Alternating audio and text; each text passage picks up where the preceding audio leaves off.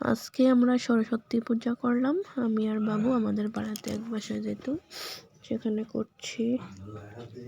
অনেক ঠান্ডা ছিল, তাই আমরা পূজাটা করলাম। বাবুকেও স্নান করে দিয়েছি। দেখো ঠাকুরের মুখটা কত সুন্দর, তাই সবাই মিলে পূজাটা করে নিলাম।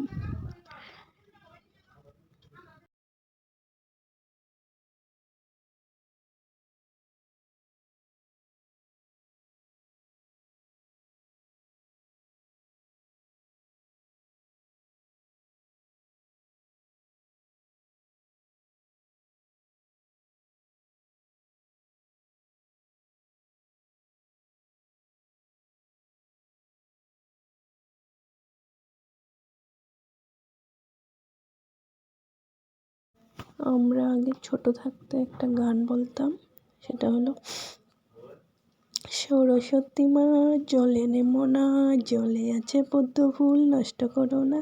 কি মজাই না লাগতো এই গানটা যখন বলতাম। আমার আজকে অনেক ঠান্ডা লেগেছে, গলার আওয়াজটা অনেক নষ্ট হয়েছে। টাটা।